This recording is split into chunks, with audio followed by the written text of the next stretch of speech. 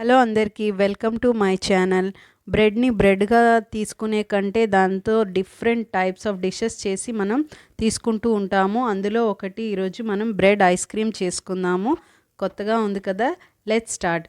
ముందుగా bread slices తీసుకొని దాని ఎడ్జెస్ని రిమూవ్ చేసేయండి.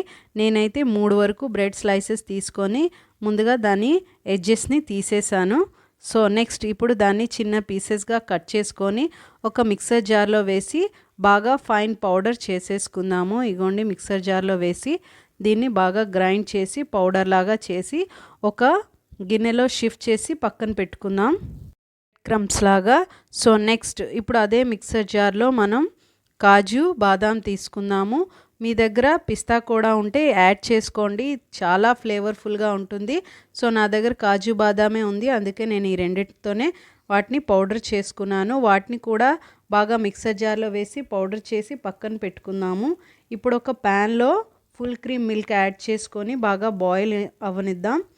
బాయిల్ అయినాక అందులో ఇప్పుడు షుగర్ని యాడ్ చేసుకోండి. ముందుగా షుగర్ యాడ్ చేసుకున్న తర్వాత మనం పౌడర్ చేసి పెట్టుకున్న డ్రై ఫ్రూట్స్ కాజు ఆల్మండ్స్ని ఆ పౌడర్ని అందులో వేసి కలుపుతూ ఉండాలి. సో నెక్స్ట్ అలానే బ్రెడ్ క్రమ్స్ కూడా కొంచెం కొంచెంగా వేస్తూ కలుపుకోవాలి. అందులో బబుల్స్ ఏమీ ఫామ్ అవ్వకుండా చూడండి, చూపిస్తున్నట్టు కలుపుతూనే ఉండాలి. బ్రెడ్ క్రమ్స్ కూడా అంతా యాడ్ చేసి ఇలాగా బాగా కాసేపు కుక్ అవనిద్దాం. అది కాస్త చిక్కబడి దగ్గర పడుతుంది, ఇగో చూపిస్తున్నట్టు బాగా దగ్గర పడినాక స్టవ్ కట్టేద్దాం.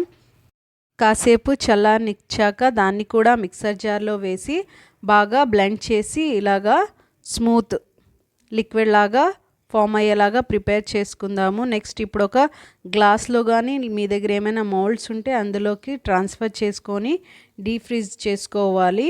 మ్యాక్సిమం ఒక 10 hours అయినా పడుతుంది.